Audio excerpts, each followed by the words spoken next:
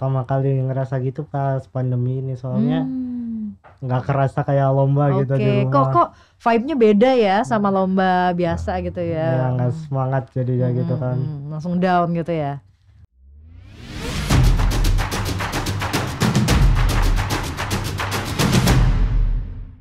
Raka, dari awal sampai sekarang sudah berapa total lomba yang pernah Raka ikuti?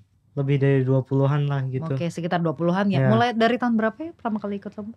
Pertama kali ikut lomba itu kelas 4, berarti tahun 2016 kalau nggak Oke, salah sih. berarti setahun itu sekitar 3 sampai 4 lomba ya. Ya. Lumayan produktif ya. Dari sekian banyak lomba nih Raka, mana sih yang paling berkesan gitu buat Raka? Yang mungkin ada kejadian unik apa gitu saat ikut lomba? Mungkin bisa diceritain. Kalau yang paling berkesan lomba waktu itu ke Korea pas kelas 7 tahun 2019. Pas baru masuk SMP seminggu terus berangkat ke Korea gitu kan. Nah pas di Koreanya itu seru aja gitu bareng teman-teman, tidur bareng gitu kan. Oke, emang bisa bahasa Korea? Enggak, Bahasa Inggris ya? ya bahasa Inggris. Oke, ada kejadian unik nggak pas di Korea itu? Setiap lomba itu selalu ada kejadian-kejadian lucu. Pulang-pulang pasti bawa cerita ya Raka ya. Oh, dan bawa oleh-oleh. Pinter juga dia Oke. nyenengin kakaknya gitu Oke, ya. iya, Itu iya. pinter juga nyenengin kami yang di rumah. Berangkatnya sendiri karena waktu itu. Orang Ya. tua nggak pernah ikut mendampingi gitu ya? Inginnya sih, cuma karena keterbatasan pembiayaan. Karena robotnya sendiri per paketnya antara 10 sampai 15 jutaan. Aduh. Dan Kan waktu bukan kaleng-kaleng ya. Iya, waktu melihat musuhnya itu ada yang bawa sampai 10-15 paket. Wah, bilang, waduh ini menang nggak ya? Waduh. Tapi sudahlah gitu ya. Selama Harus cari anaknya sponsor ya berarti ya. itu inginnya begitu. Kejadian itu kemudian diceritakan bahwa ya biasa anak-anak memainkan kartu kamar hotel yang akhirnya mati, nggak bisa, yang di dalam kamar nggak bisa keluar kayak gitu ya. Nah kayak gitu-gitu ya, nggak bisa nyala. Anak-anak gitu juga. itu ya. Ada aja di sela-sela lomba ya. Betul. Atau pernah ya itu tadi yang di Bandung, dia pergi juga dengan gurunya, tiba-tiba meleleh alatnya ya. Kita yang di Jakarta pusing, gimana nyusul nggak ya gitu ya. Tapi ya sudahlah, orang udah lombanya gitu. Tapi sampai nyusul enggak ya? Enggak, bisa dan alhamdulillah ya? ternyata menang. Masih menang juga. Aduh, rezeki anak soleh itu ya Raka ya. Aduh. Gitu, ya. Nah Raka, tadi kan lombanya itu kan sebelum pandemi pasti kan tatap muka ya. Nah setelah pandemi terus virtual gitu ya, daring. Nah ini perbedaan yang berasa banget tuh teknisnya bagaimana tuh dulu Raka pas tatap muka itu dulu seperti apa lombanya? Kan kalau lomba tatap muka banyak orang gitu ya, jadi bisa ngeliat robot-robot orang lain juga. Terus ngeliatin jurinya ngeliatin orang lain praktekin robotnya gitu, presentasiin. Kalau di daring ini kan sendirian doang. Gak bisa megang robot gitu. Lain ya dulu, boleh nggak megang robot peserta lain gitu? Kalau itu sih tergantung pesertanya. Oke. Tapi megang mah kalau mau kayaknya megang-megang aja sih. Oke, kan yang bedanya juga itu ya. Kalau tahapannya sendiri beda nggak sih tahapan saat lomba tatap muka sama virtual itu? Apa lebih simpel malahan yang virtual atau gimana? Enggak, kalau yang tatap muka langsung 1 hari gitu kan. Kalau yang virtual keseringan bertahap. Jadi ngirim video dulu terus ada live presentationnya juga gitu. Oke, malah lebih bertahap ayah ya? Lebih menyulitkan kalau pertama tadi menjaga mood anak. Ini kan biasanya lombanya tim. Lomba robot yang dilakukan Raka ini bukan robot yang berbentuk robot ada kaki tangan, tapi biasanya sebuah sistem yang dijalankan otomatis. Misalnya sistem pengairan atau mobil otomatis yang mengambil penumpang otomatis, membuka pintu otomatis kayak gitulah. Dengan jalur yang otomatis, mengambil sampah, membuang sampah. Betul tadi kata Raka, kalau dia di lokasi, dia bisa lihat orang lain presentasi kayak apa. Dia lebih bisa siap, karena bisa jalan-jalan. Kemudian robotnya modelnya apa, dia bisa modifikasi sedikit di saat lomba itu. Nah, lomba itu biasanya robotnya bentuknya satu paket itu antara 1 sampai 1,5 meter persegi, jadi besar displaynya gitu. Sementara kalau saat dia online, tadi kata Raka kan presentasi itu ada online-nya dulu, kirim video. Robot itu kadang nggak stabil. Nanti saat live-nya, robotnya ngambek. Wah, itu yang panik bisa satu rumah itu. Yang panik satu, ada kendala jaringan nggak kalau seperti itu? Alhamdulillah sih selama ini enggak ya kalau kita jaringan internet, tapi di robotnya itu sendiri komunikasi antar komponen itu karena jarak jauh sih ya.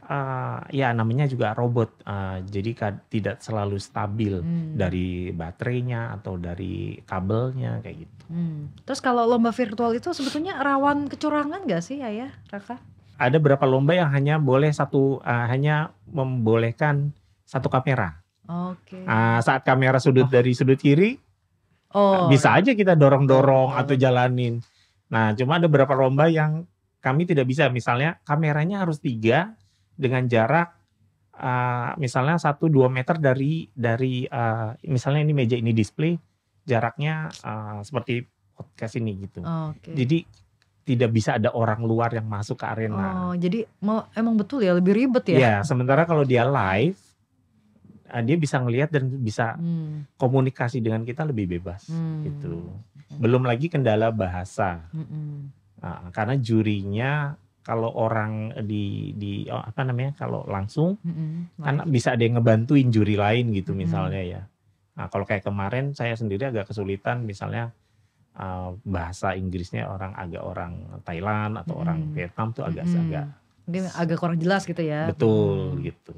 Nggak ada yang bantu menerjemahkan gitu ya? Iya, kayak gitu. Agak sulit gitu. Oh iya, pantesan aja Raka sempet down ya pas virtual ini ya, karena beda dari yang biasanya gitu ya. Iya. Terus terkait kendala juga Ayah, tadi kan sudah kendala Raka dalam mengikuti lomba nih, apa aja sudah disebutkan. Nah kalau dari Ayah sendiri kendala dalam membimbing Raka untuk lomba-lomba sehingga bisa menang ini apa nih sebetulnya? Kalau dari sisi teknis sih alhamdulillah seperti tadi ibunya punya asisten teknis yang lumayan kuat gitu, dengan baik dari programming, mekanik gitu kuat. Tapi lebih kendalanya di pembiayaan karena tadi satu paket robot yang sekali lomba itu mungkin habis antara 10 sampai 15 juta. Aduh, benar-benar ini kayaknya. Itu dan itu diusahakan sendiri. Sekolah juga ikut, yang SMP ini ya Mas ya. Sekolah juga ikut membiayai sekian, bagi 2 lah gitu. Gitu rata-rata. Jadi mungkin kalau bagi para siswa yang mungkin tidak ada dukungan anggaran agak susah juga ya. Iya, betul. Jadi kayak untuk limited people gitu ya jadinya ya. Jadinya gitu. Padahal kalau ngelihat teman-teman dia banyak sih yang lumayan minatnya tinggi dengan kemampuannya ada banyak. Banyak. Tapi ya itu ya banyak terbentur di betul. anggaran itu ya karena kan harganya nggak main-main ya. Iya. Memang perlu budget khusus. Ya gitu. kalau mau yang murah-murah bisa tapi nggak reliable gitu. Sementara lawannya biasanya kuat-kuat. Bisa kalah di toolnya gitu ya. Betul. Terus terkait kendala tersebut nih Ayah nih, harapannya apa sih ke depan biar bisa ya Raka juga mungkin anak-anak lain bisa lebih baik ya dalam ikut-ikut lomba. Ya kalau dari sekolah sih alhamdulillah Raka supportnya udah baik finansial maupun tadi secara kegiatan sudah baik ya sekolahnya. Gini, robot itu Indonesia sudah salah satu yang terkuat di Asia. Kuat sekali. Sama seperti lomba-lomba fisika, kimia, matematik gitu ya. Itu nah robot ini sebenarnya kuat. Cuma dari sisi finansial yang lebih besar itu yang mungkin butuh dukungan pemerintah yang lebih yang lebih kuat gitu. Oke, semoga bisa didengar oleh pihak-pihak terkait ya, Raka dan Ayah ya. Contohnya mungkin 2020 ya masyarakat ya, harusnya ke Rusia. Iya, selain batal karena pandemi, kita nggak boleh ke sana. Sudah pandemi ya itu ya? Iya, ya saya juga mikir juga itu. Kalau seminggu di Rusia gitu, lumayan juga gitu. Kebayang sudah. Aduh, iya. Tapi akhirnya daring ya, Ya. jadi tetap bisa berpartisipasi ya. Ya. Lumayan menekan biaya juga ya untuk warawirinya. Betul. Oke, terakhir nih Raka. Ini kan Sobat Belajar banyak yang menonton ini pingin tahu sebetulnya tips berprestasi dari Raka. Nih pesan-pesannya apa buat teman-teman yang sedang menonton biar bisa berprestasi juga seperti Raka? Karena saya awalnya juga nyoba-nyoba doang. Terus sampai sekarang juga ikut lomba terus-menerus gara-gara suka gitu kan. Jadi ya coba-coba dulu aja lah, jangan takut lomba kalah gitu. Nah itu kuncinya ya, suka ya. Coba dengan apa yang kamu suka dan jangan takut gagal itu ya Raka ya, mungkin yang harus digarisbawahi. Nah dari ayah sendiri gimana? Ini kan banyak orang tua yang ikut menonton nih podcastnya Raka ini. Gimana biar orang tua tuh bisa sukses, mungkin ada yang mereka sedang mendampingi anak-anaknya agar bisa berprestasi juga. Ini gimana nih? Dorong anak itu. Apa yang terlihat suka, dorong. Kalau anak itu ragu, tidak suka, kita kasih contoh. Ya, nggak usah, tidak perlu yang langsung yang wah gitu. Kalau kami simple, dari makanan saja. Suka tidak suka, coba dulu. Olahraga, suka nggak suka, coba dulu. Kalau kamu suka, terusin. Oke, jadi ini coba sebanyak-banyaknya hal dulu ya. Apapun coba aja dulu. Oke, nanti kan anak-anak bisa tahu aku ini kurang suka, ini aku yang aku suka. Memang melihat respon mereka itu yang orang tua mesti harus jeli betul. Jadi karena sebetulnya kan semua anak ini sebelum punya potensi ya. Betul. Tapi pasti beda-beda gitu ya. Jadi ya nggak ada lagi orang tua yang harusnya anak saya nggak punya potensi apa-apa gitu kan. Iya, banyak memberi contoh kalau saya. Contoh itu bukan saya yang jadi contoh, tapi misalnya menurut Raka baca sejarah nggak asik banget sih gitu. Misalnya, coba baca buku sejarahnya Star Wars, asik nggak? Wah asik ternyata.